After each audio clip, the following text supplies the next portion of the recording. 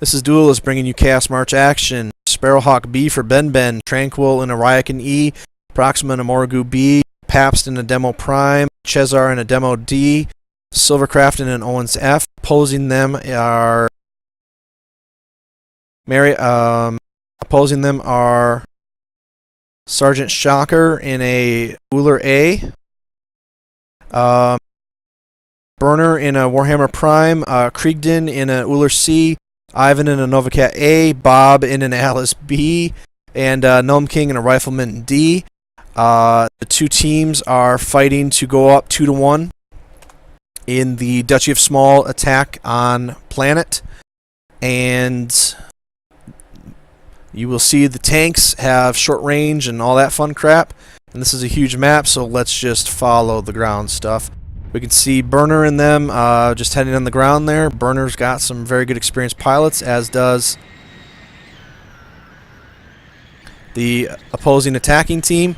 Ben is providing air superiority in case the other team brought an aerospace or a VTOL. And since they didn't, he will now track through the city to get information about the enemy position, and then perhaps provide some peppering fire. Sparrowhawk is a 30-ton asset with paper-thin armor, but fast as heck, and he can hit from 1,200 meters out, so a little over a kilometer. He's now seen the riflemen taking shots at him, so he will have to move to maximum range, and we will see him climb as high as he can go, and then perhaps try to either get visual or head back over to his team for cover. His primary mission right now is to try and get a readout. One, what is the enemy using, and two, what is the enemy positioning.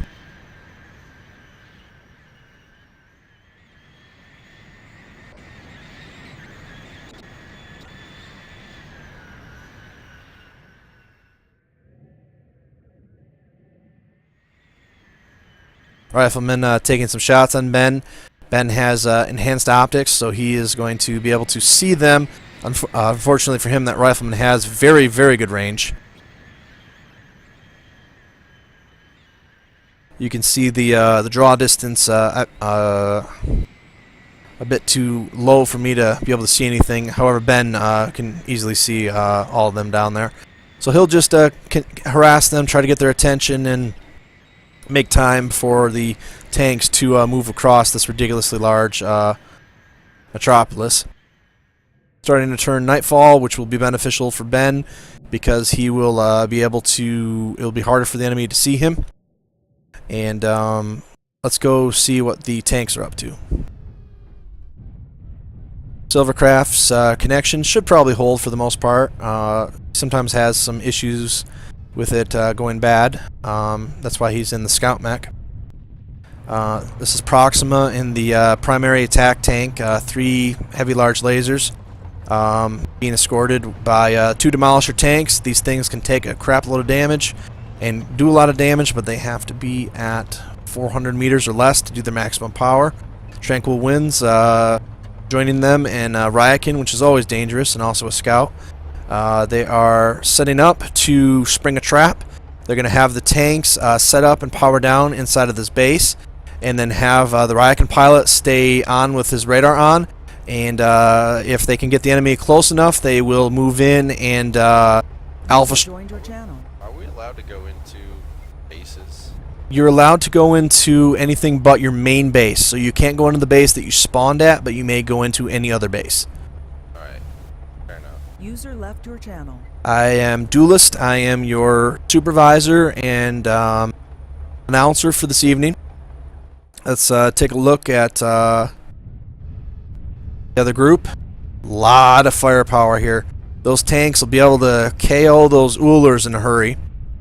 But that Atlas will be able to take a crap load of punishment. That Thor, not the greatest. That Warhammer, not the greatest armor, but a really good weapons loadout. So, if they are actually falling into the trap, they will be able to, as they look for the Sparrowhawk, they will be able to stand the punishment, but not for terribly long. Burner doesn't have any rack weapons, Hey, wake up. so he won't have any super advantage against the tanks, but he definitely has a range advantage.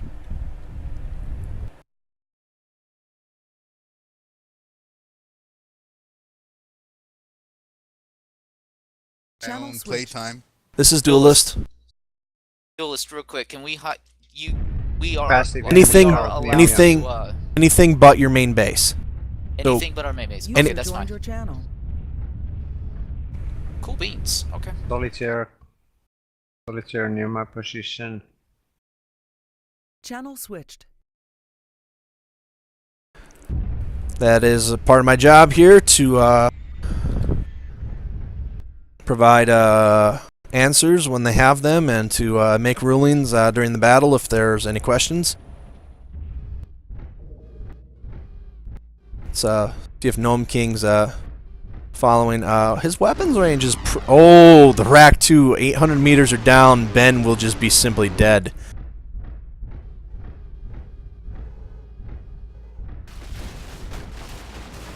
That thing will run out of ammo rather quick, and we'll have to reload, but Ben hasn't taken severe damage. Ben, an excellent pilot, and the Sparrowhawk very hard to hit.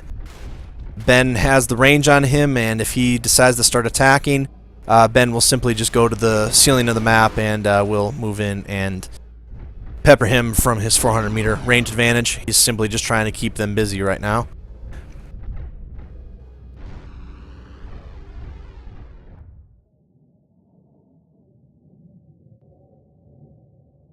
You can see Ben just trying to see if he can get the rifleman to use up some of its ammo. Because that rifleman in... oh, I forgot, ladies and gentlemen, I'm sorry, but that rifleman will chew through those tanks in a short business. So if the rifleman is able to get... if they present all of their mechs all at once in a short-range battle, getting that rifleman down will be the primary target for those tanks, because racks, rotary autocannons, are very powerful against tanks. Ben...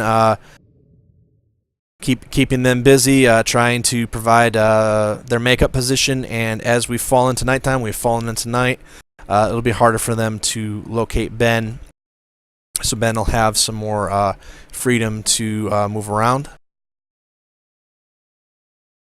I was sitting in on the meeting for the attacking team, and they were talking about whether or not to bring the Sparrowhawk or to bring in an APC for ammo purposes, and also to have a battle armor infantry. And this will be interesting to see how much attacking Ben's able to do, and how much he's able to provide scouting information for them. It looks like Silvercraft perhaps is now being fired upon. Saw some laser fire there. Maybe that was just they were firing up at the Sparrowhawk. Let's give you a scale of just how far up that 1,200 meters is.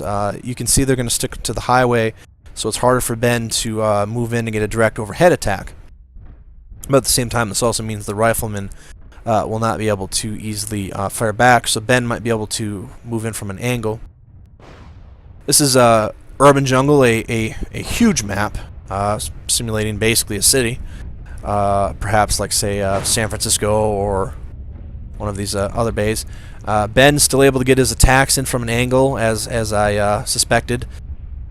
I'll now move the rifleman in over here to those LBX2s. Not a terrible amount of damage, but very good range, and any damage that Ben can do is just a bonus for his team.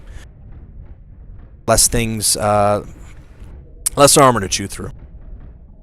And seems like the action right now is with the defenders dealing with Ben, so we will stay over here for now, as I suspect that the strategy of the attacking team will be to stay in one spot for now. So let's follow Ben in and see if he gets in a shot. Ben didn't like the angle he was coming into, so he'll climb back up. Just a beautiful map. This is one of my favorite maps in the entire game. Certainly one of the most popular urban environment maps. Definitely the densest and busiest part. Ben took a good shot there to his side. We continue to see weapons fire down here on the ground, which is confusing to me because unless there's mechs down here, doesn't quite look like they're next to the base yet, where the tanks are hiding out. They're still trying to draw them in with the Ryakin, and it's similar to a strategy that they tried on a different campaign earlier today on Alshane, so they might be a little...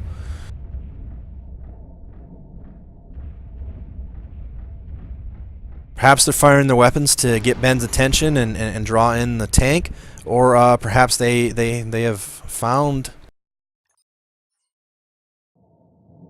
I'm not entirely sure what's going on, ladies and gentlemen. Well, definitely, we'll try and get an interview in later with some of the players. We'll add it to the video if we can to get you some answers on why they're blasting. Oh, I see. Silvercraft is over here.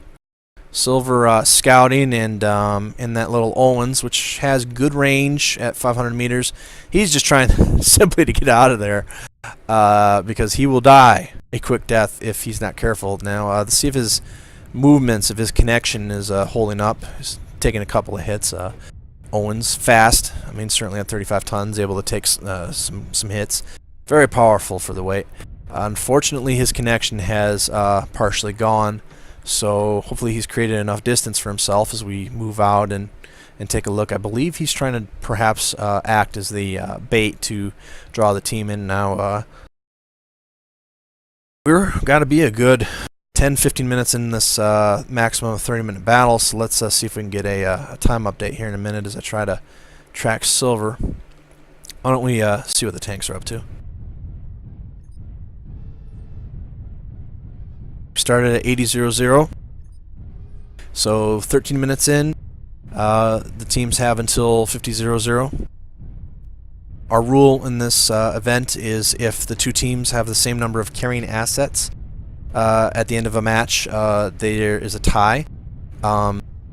The attackers have an aerospace fighter, which is not considered a carrying asset. It's not considered that it can win the battle at the end, so the attackers need to get at least one kill, and if time expires and the two teams have the same number of carrying assets, then they are both awarded a tie, and if necessary, a 6 and decisive map is played toward the end of the campaign. So continue to follow Silver here.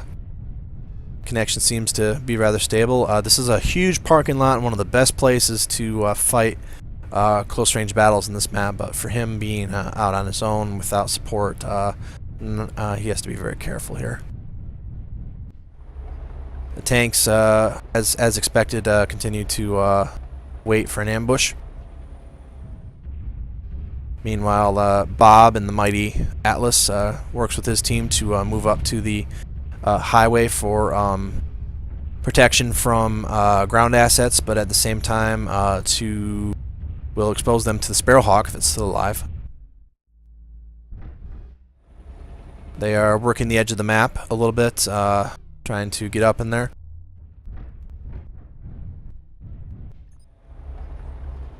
I see the Sparrowhawk has been defeated, which means that the trap may not work as a strategy now for the attackers simply because they are down the carrying assets, and because of this, the vast size of this map means that Burner may be simply going to set up some distance for his team, but now with the Sparrowhawk not reporting their movements nor harassing them, they are free to move without having to worry about taking cover. And they also have gotten some pretty good damage on Silvercraft, and so currently you could definitely make the argument that the defenders have the momentum. The Sparrowhawk is very interesting, fast asset, definitely fine for stuff. The Ryakin taking nasty damage. He has to get out of there. Otherwise, he could be dead. He could simply be dead in 5 seconds if he does not get out of there. He has enough speed to run, but he's got to be just about dead after taking that many barrages. Looks like that's part of the plan. Let's see if Burner bites. They're trying to figure out why did the Ryakan go in there. The tanks are not powered down, so they probably see them on radar. Let's see what happens. If they know they're in there and they're going to go in there anyway, they need to get the riflemen in there now. Bob sees the tanks, takes a shot. Lucky for Paps that the heavy gauss hit the edge, and now Burner has to make the decision. Are they going to move in? And if not, they need to set up to maximum distance here. The tanks trying to decide if they want to charge. Where is Burner?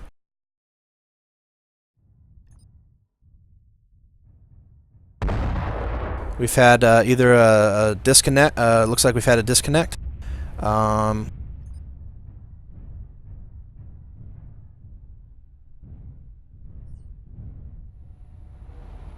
no. Well, it is what it is. Proxima, the pilot of the most important asset here, the Morogu tank, has disconnected, and the rules are allowed that they're if Burner wanted to, he could run in here right now and end this battle immediately.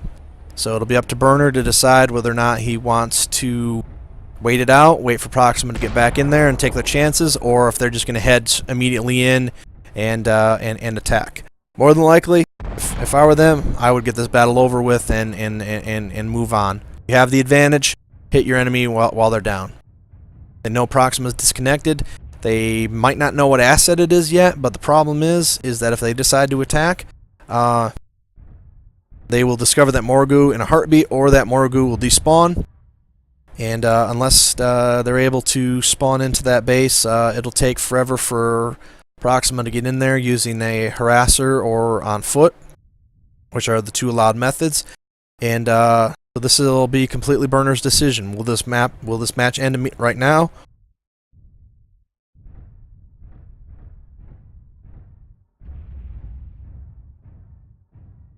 As the supervisor, I should know. That's a little bit of a funny joke, but when I do commentary, I try to stay out of the two TeamSpeak channels and leave it up to them. If I observe a hold, then we call it a hold. Based on the movements, it's either way. They're still deciding if they're going to shoot stuff or if they're not. Oh, well, they're going to shoot stuff. This map will be over in a matter of seconds, not minutes, seconds. Without that Morogu, they don't have enough firepower.